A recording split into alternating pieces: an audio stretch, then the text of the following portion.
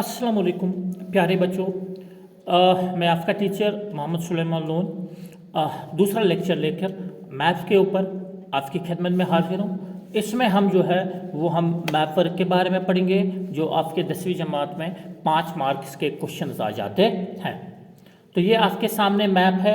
Map में दिखा हुआ है कहाँ पे कौन कौन सी चीज़ें हैं, कहाँ पे क्या चीज़ करनी है। यहाँ पे पहले ये समझ लीजिए कि ये जो इंडिया का नीचे वाला ये जो ब्लू ब्लू यहाँ से आपको दिखता है, अच्छा इस बना पेनिनसुला, अच्छा पेनिनसुला बना।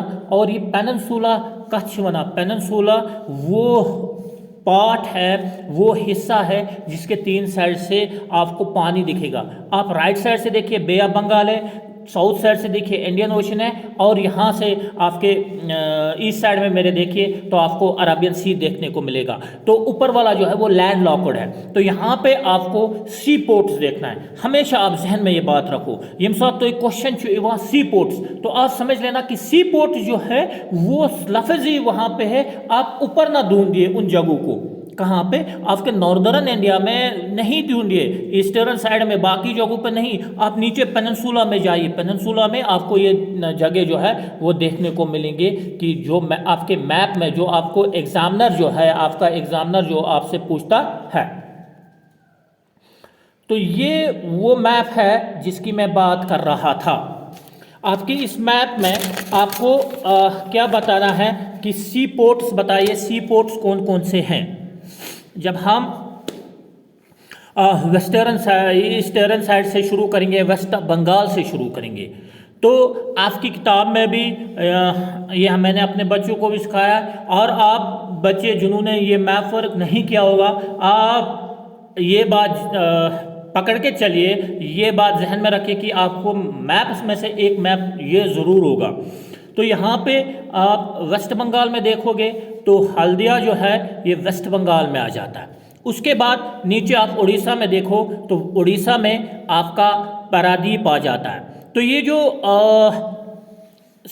आपके सी पोर्ट जो होते हैं इसको हम उर्दू में बंदरगाह बोलते हैं, जहाँ पे आपके समंदरी जहाज वगैरह आके रहते हैं और वहाँ से ही वो जो सामान लाते हैं एक मुल्क से दूसरे मुल्क तक जाते हैं, वो लाते हैं वहाँ पे छोड़ते वापस चले जाते हैं। इससे पहले जो है आपको मालूम होगा कि पुराने दौर में जब हमारे हाजी साहिबान जाते थे हज करने के लिए, तो वो भी इन्हीं पोर्ट से चले जाते थे हज करने के लिए और वापस आते थे। लेकिन आज श्रीनगर से उन्होंने फ़्लाइट पकड़ ली और जिद्दा में वो जो है उन्होंने लैंड किया।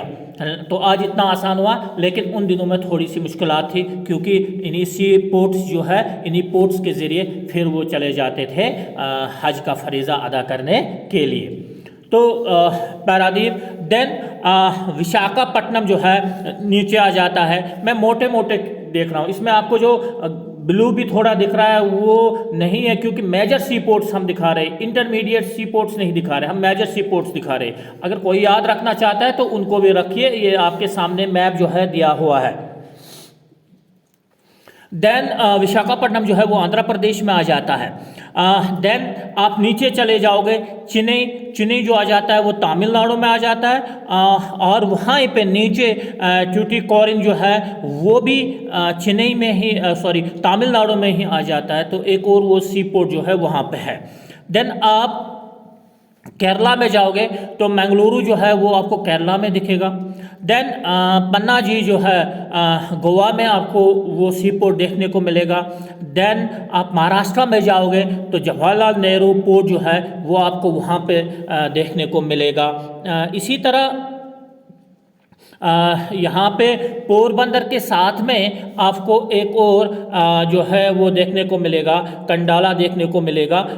तो इस तरीके से आपके जो सी पोर्ट जो है आपको क्या करना है, सिंपल सी बात है, आपको ज़्यादा ये नहीं करना। जो आपको मैप वर्क दिया होगा, जो मैप दिया होगा, या आपके आंसर पेपर के आखिर में वहाँ पे आखिर में वहाँ पे मैप वो जो ड्रा हुआ था, आउटलाइन जो है वो मैप दिया होता है। लेकिन करना क्या होता है, आप लोग बच्चे कंफ्यूज हो जाते हो। वहाँ पे क्या करना है आपको, वहाँ पे आप लिखिए क्वेश्चन नंबर आपका, अगर मिसाल के तौर पे मैप का क्वेश्चन नंबर 5 है, आप लिखिए क्वेश्चन नंबर 5 का ए पार्ट मैप, ठीक है, वहाँ पे आपने लिखा, और वहाँ पे लिख के भी अगर आप उसको लिखिएगा लास्ट पेज, हाँ, तो वो वहाँ पे एग्जामिनर खुद देख लेगा कि एग्जाम वहाँ पे, या कभी कभार क्या होता है कि मैप्स वहाँ से दिए हुए होते हैं, तो वो आपको जो वहाँ पे एग्जामिनर्स होंगे वो दे देंगे, तो वो जब दे देंगे तो आप वो लेंगे, फिर आखिर में वो स्टेपलर कराइए, लेकिन उस मैप के ऊपर भी आप अपना क्वेश्चन लिखिएगा, वहाँ पे क्वेश्चन नंबर दिएगा, क्वेश्चन नंबर ये है और उसका ए पार्ट है या बी पार्ट है क्या है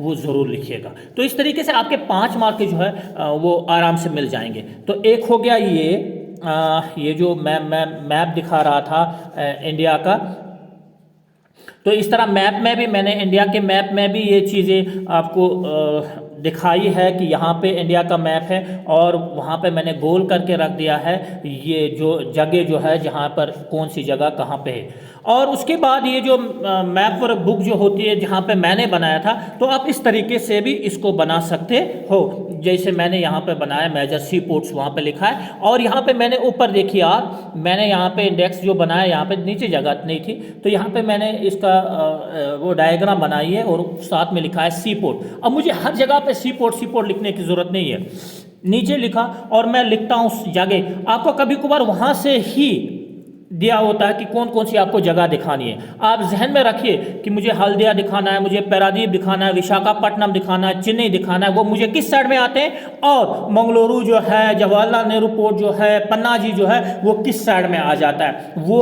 आपको कहाँ से आ जाता है, अरबियन सी साइड में, और बे ऑफ बंगाल साइड से आपके जो भी आ जाते हैं, आप याद रखिए मेरे बे ऑफ बंगाल से हल्दिया, पारादीप, विशाखापट्टनम, चेन्नई और ट्यूटिकोरिन जो है वो मेरा किस साइड में आ जाता है, मेरा आ जाता है बे ऑफ बंगाल साइड से, और अरबियन सी साइड से जवाहरलाल नेहरू पोर्ट आ जाता है, आपका पन्नाजी आ जाता है और आपका मंगलुरु आ जाता है। तो आप अगर ये जहन में ये बात रखोगे तो आप समझ जाओगे, आपको कोई भी जो है परेशानी नहीं होगी इस मैप को बनाने में। आप इस मैप को गौर से देखिए, जिस तरीके से मैंने ये बनाया ये आप भी इसी तरीके से बनाओगे और आपको पूरे मार्क्स मिलेंगे। इसमें एक काम कीजिएगा, यहाँ ऊपर जहाँ Indian physical and adjacent countries लिखा हुआ है वहाँ पे आप ऊपर रोल नंबर लिखिए, अपना क्वेश्चन नंबर दीजिए और अपना रोल नंबर लिखिएगा।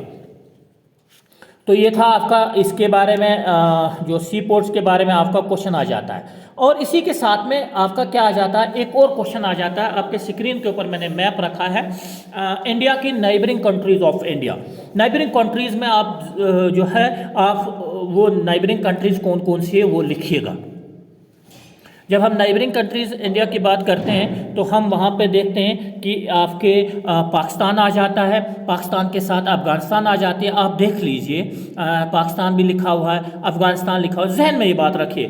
फिर आप जाओगे दूसरे साइड में आप देखोगे चाइना किस तरीके से, और नेपाल कहाँ पर है, भूटान कहाँ पर है, बांग्लादेश कहाँ पर है, म्यांमार कहाँ पर है, और फिर आपके नीचे से साउदर्न साइड में श्रीलंका, मालदीव्स आ जाता है, बे ऑफ बंगाल का पर्च है, अरबियन सी का पर्च है। लेकिन आपको यहाँ पे जो देखना है वो आपके नाइबरिंग कंट्रीज। तो एक दफ़ा घर में क्या करोगे, मैप होता ही है तो आप मैप में ऊपर लिखिए कि यहाँ से गो पाकिस्तान, ये गो अफगानिस्तान, ये पर गो चाइना, ये पर गो नेपाल, ये तो गो भूटान, ये तो गो बांग्लादेश, ये कौन गो म्यांमार, हिमा से गई इंडिया एडजेसेंट कंट्री जो है, नाइबरिंग कंट्री जो है। तो आप जब नाइबरिंग कंट्रीज भी इंडिया की इसी तरीके से लिखोगे तो आप समझ जाओगे कि कौन सा मुल्क है। तो आपके 2 मैप्स कंप्लीट हो गए यहाँ पे। नेक्स्ट मैप में मैं आपको जम्मू एंड कश्मीर, हमारी यूटी अब जम्मू एंड कश्मीर जो है उसमें एक और मैप भी आ जाता है आपके एग्जाम में कि उसके एडजेसेंट जो है जो इनके साथ बाउंड्री टच कर लेते हैं, जो स्टेट जो है इसके साथ बाउंड्री टच कर लेते हैं उनका हम बताएंगे। और साथ में बाकी जो है वर्ल्ड के बारे में भी एक और क्वेश्चन आता है फेडरल, तो वो 2 मैप जो है वो मैं उसमें आपको कवर करूंगा। तो इसके इस तरीके से आपके 4-5 मैप जो है वो कवर हो जाएंगे और 4-5 में से आपके 2 जो है वो आ जाते हैं और आराम से आप अपना काम जो है मुकम्मल कर सकते हैं और आपके 5 मार्क जो है वो आपको बिल्कुल आराम से मिलेंगे। प्लस मैंने ये कोशिश की है, खासकर मैं तो सोशल साइंस टीचर हूँ, मैंने कोशिश की है कि मैंने 2 पीडीएफ्स भी बनाई हैं ऑब्जेक्टिव्स के पिछले 3-4 सीरीज़ को लेके। तो उसकी की भी उसके साथ में, पीडीएफ भी, आप उसको भी थोड़ा नज़र मारिए। इंशाल्लाह आपके 20 मार्क जो है उसमें से आपके मैक्सिमम ऑब्जेक्टिव उसी में से कवर होंगे, क्योंकि रिपीटेड हो जाते हैं तो उसमें से मैक्सिमम आपके कवर हो जाएंगे। तो इस तरह से अगर आप ये कोशिश करोगे आपके 20-25 मार्क्स कवर हो जाएंगे, तो बाकी जो है बाकी जो कितने क्वेश्चन 5-7 भी लिखोगे तो देन आप आराम से 60-70% अपने मार्क्स गेन कर सकते हो।